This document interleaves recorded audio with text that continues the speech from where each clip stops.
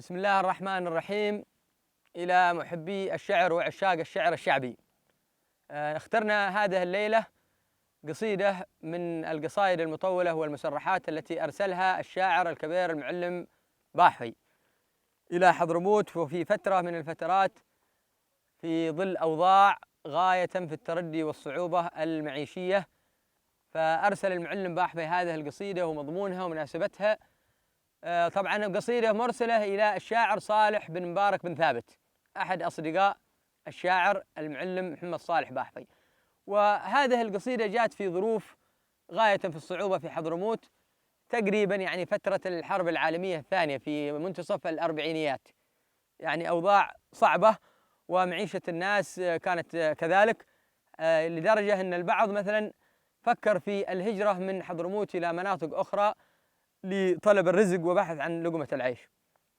فكانت يعني ما اختزلته ذاكرة الشاعر باحوي وهو في المملكة العربية السعودية في مكة المكرمة، أرسل هذه القصيدة، وهي قصيدة طبعا جميلة كعادته من القصائد الشعرية التي يصف المناطق التي يمر بها رسوله الوهمي الذي يحمل هذه الرسالة. فقد انطلقت رسالته وقصيدته وأبياته من مكة المكرمة إلى بعض المناطق برا، مرورا بمحايل الصحراء وبأبها ونجران ودهر وعرمة إلى منطقة العبر بحضرموت، إلى أن وصلت إلى مناطق حدود قبائل نهد، حتى ودى هذه القصيدة مرسلة لصديقه الشاعر صالح بن مبارك بن ثابت إلى قعوضة، وأشار في هذه القصيدة وعرج على الظلم الحاصل في البلاد وفي حضرموت، وكان يتذمر من الواقع الأليم الذي تعيشه البلاد، إلى أن وصل هذا قصيدته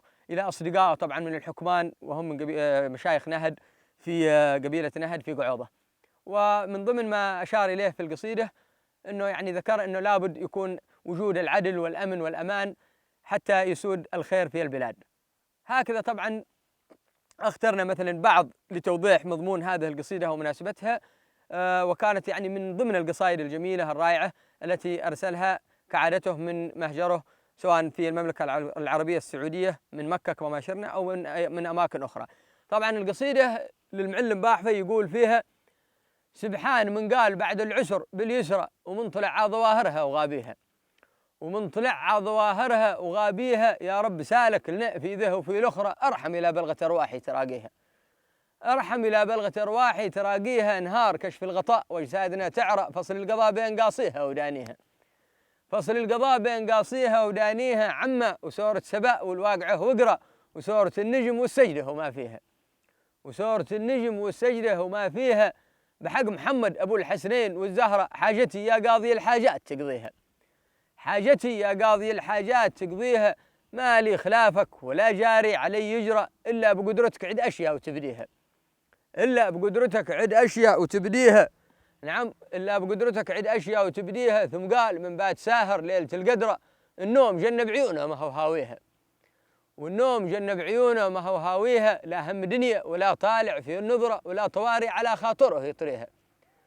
ولا طواري على خاطره يطريها، ذل تذكر فراق الجهله الخسرة، كبده غدت كأنها في كير يغليها، كبده غدت كأنها في كير يغليها، وتعكس البحر عنده ضيع المجرى مثل البواخر إلى فكت مجاريها، وتعكس البحر عنده ضيع المجرى مثل البواخر إلى فكت مجاريها، يا جامع الشمل اجمع شملنا وطرة، حسب نيتي لينا وكنت منويها، حسب نيتي لينا وكنت منويها، واجعل لهم يسر بعد الشد والعسرة، كم قاس وأحوال ما حد باي قاسيها، كم قاس وأحوال ما حد باي قاسيها، وبعد قم يا المعنى شد لي بكرة، السن جدع والنظر ماشي يغاويها، نعم السن جدع والنظر ماشي يغاويها، حرة من ابن المجانين أرضها خضراء، خالص ثمنها مسلم بذراعيها، خالص ثمنها مسلم بذراعيها، اعزم من أم القراء مكة مع البدرة، في سعد بو تركي المشهور حاميها، واخرج وطف للوداع الكعبة الغراء، يا بخت من طاف وتركع حواليها، يا بخت من طاف وتركع حواليها، وسرها لحيث قدهت بالمسرى، لزلت الليث بيشتد زاخيها، لزلت الليث بيشتد زاخيها، وعد حجرا وسبت محايل الصحراء، في العبر وقت الصلاة هم باتصليها، في العبر وقت الصلاة هم باتصليها، الصبح تظهر شعاب جبالها غبرة، حتى العفاريت تتكره مضاويها، الصبح تظهر جبال شعابها غبرة، حتى العفاريت تتكره مضاويها. نعم، حتى العفاريت تتكره مضاويها، محلة العاد المخسوف القشرة، وابني هلال رفعت منها حواشيها، وابني هلال رفعت منها حواشيها. نكده كريهه عواقب أمرها خسرة، ماها خمج دوبها معدوم صافيها، ماها خمج دوبها معدوم صافيها. ولاتها جار والمكاره الجبرة، إلى انطفت نار والي راح يلصيها. ونجو الفقري هوي من ديرة الفقرة، جاهل عطوه النظر والقوه واليها، جاهل عطوه النظر والقوه واليها. حاسد وكذاب ما له خاتمه برا، ويقول لك بخر بالدنيا وببنيها، ويقول لك بخر بالدنيا وببنيها. محتاج عوزان ما في داره المصرة، ومحال كان الشريعة بايمشيها، محال كان الشريعة بايمشيها.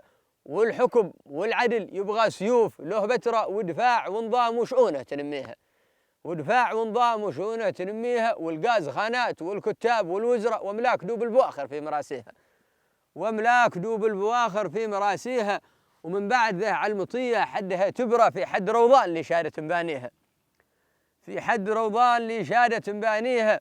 خذ بالطريق اليمين وترك اليسرى، واعبر قعوبه وتوك يوم تضويها، اعبر قعوبه وتوك يوم تضويها. يظهر لك الغلب نايف في على قصره، في دار تلف ترحب يوم تضويها، في دار تلف ترحب يوم تضويها.